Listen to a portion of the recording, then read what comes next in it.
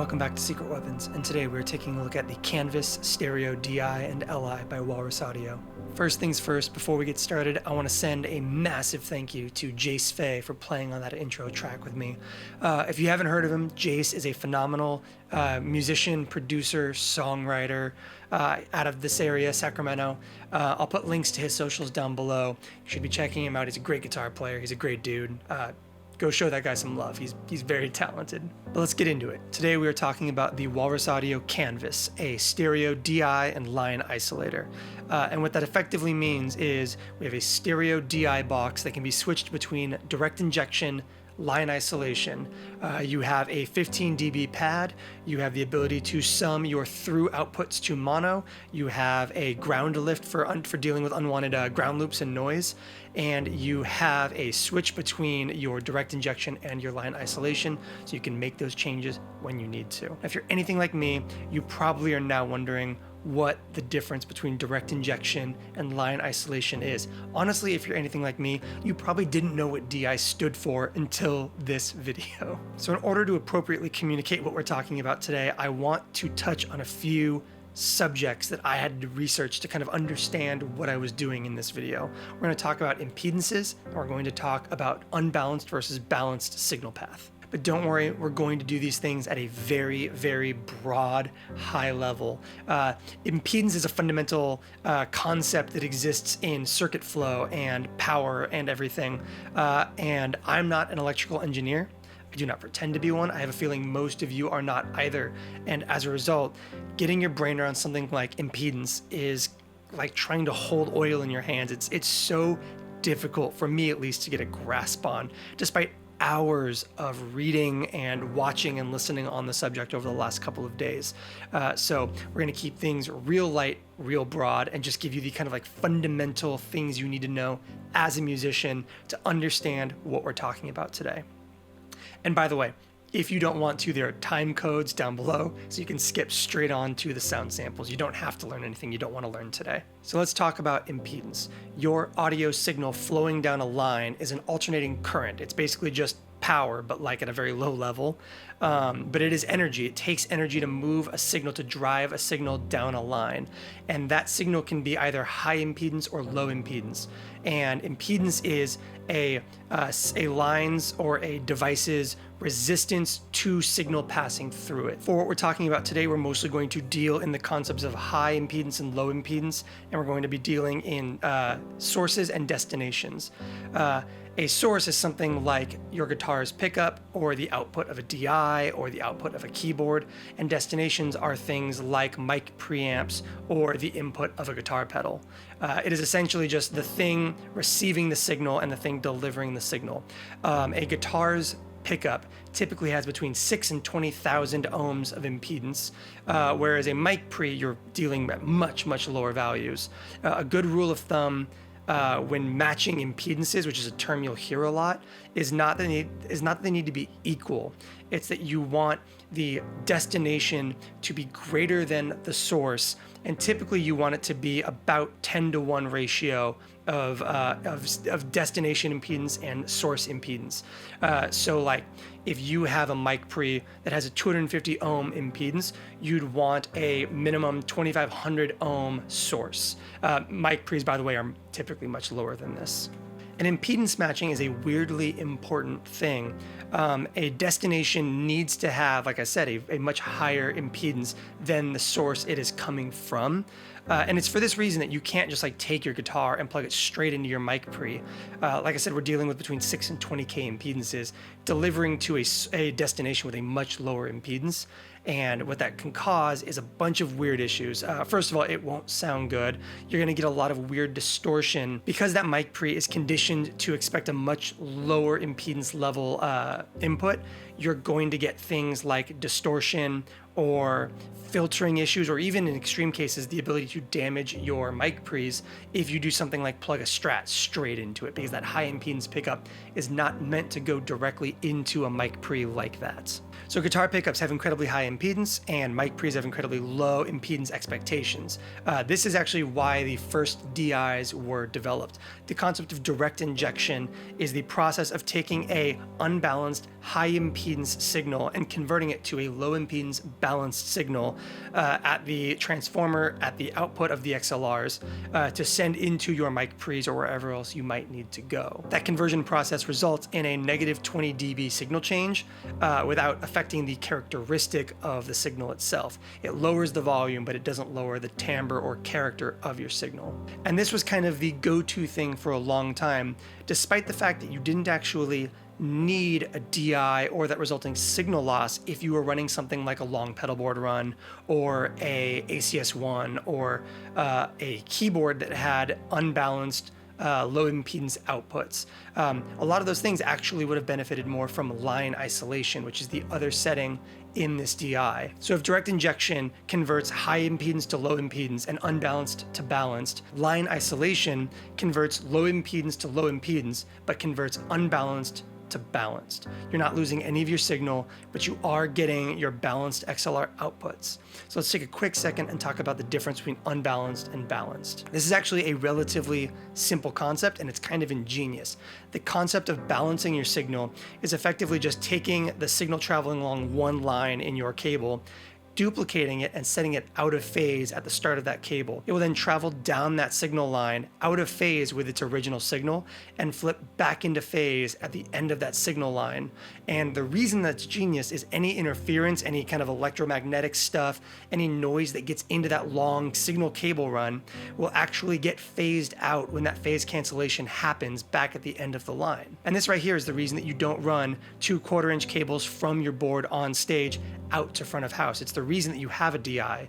It's you want to run a nice short patch cable from your board into your DI and then let those balanced XLR cable runs do the heavy lifting to get you from your board to your control room or your front of house console or wherever else you might need to go. So those are the basics of unbalanced versus balanced signal and kind of a very, very broad, high level, leaving a lot out explanation of impedance and why it matters for your guitar signal or your keyboard signal or your bass signal. Circling back to the canvas, the reason that you have that is because you need that flexibility. Are you taking your acoustic guitar and plugging it straight into your front of house console? You probably want to use direct injection. Are you using a keyboard that has low impedance, unbalanced outputs? You're probably going to want to use line isolation. If you're using the Iridium or the ACS1 or one of those digital amp simulators, you probably are sending a low impedance signal out from that, something buffered, something sub about 1,000. And by the way, that's about the rule of thumb, is below 1,000 line isolation, above 1,000 direct injection.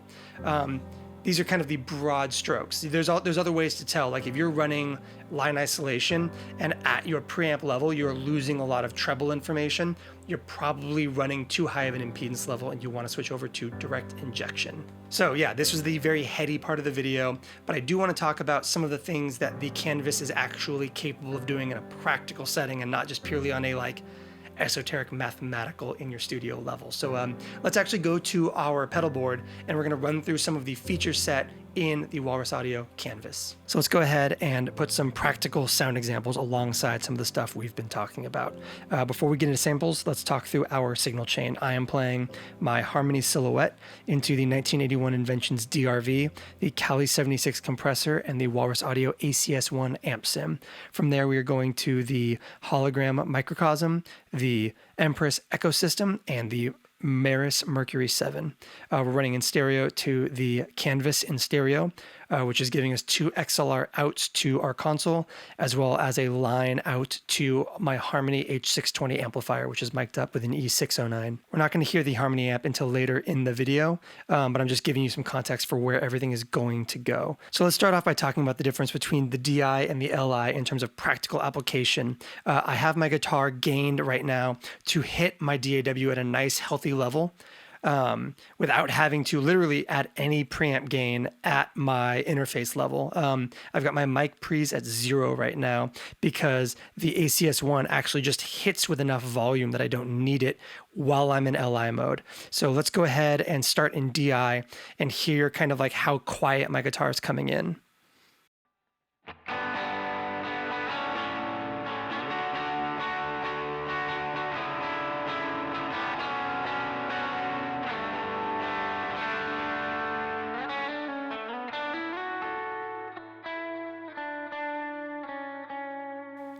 And for even more exaggerated context, if we hit this little pad right here and we go down 35 dB,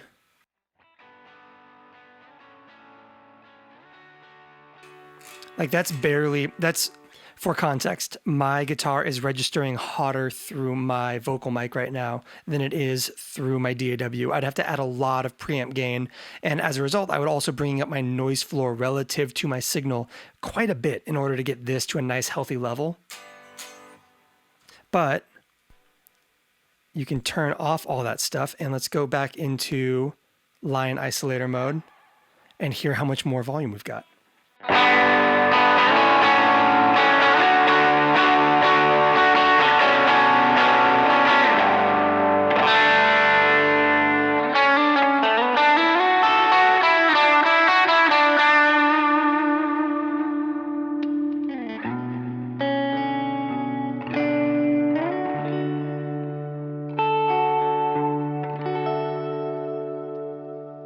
That's a huge difference. That's a lot of volume. And like I said, I'm having to add no preamp gain. The further up your signal is from zero at the start of everything, the better, typically, the better signal to noise ratio you're going to get. And we're getting a really good one by switching over to that Line Isolator mode on the canvas.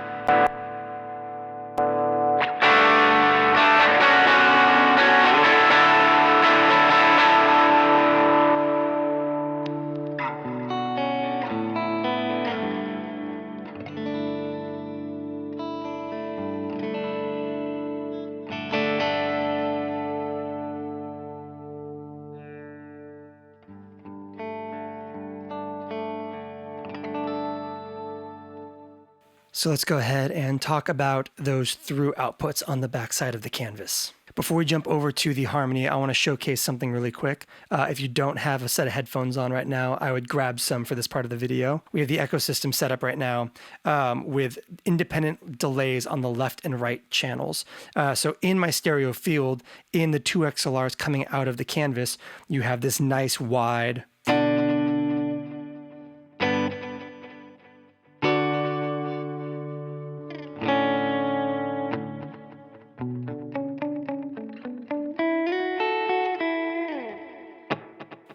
Yeah, you can hear that you've got a quicker delay on one side, a tape delay on one side, and a slower analog delay on the left channel. Really cool, can create some really cool like rhythmic stuff.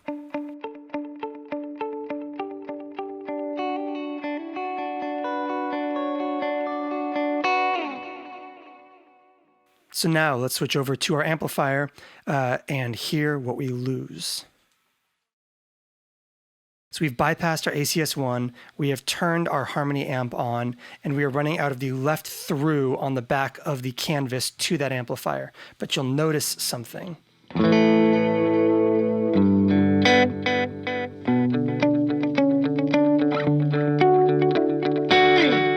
only getting that left channel of delay now. We've lost that right side because we're sending to one amplifier source. So let's go ahead and turn on that sum switch on the back of the canvas.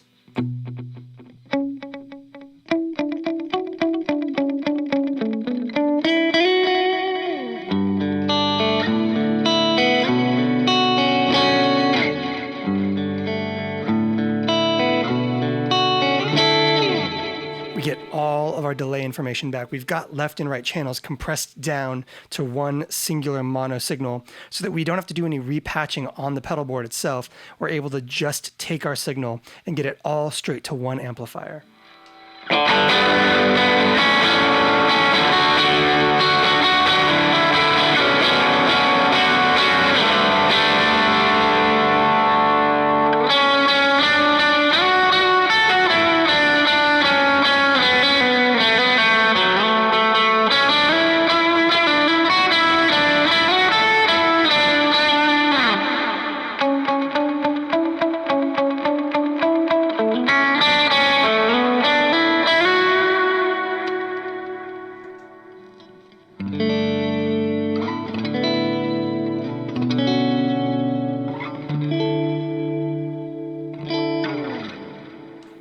So yeah, that's the Walrus Audio Canvas.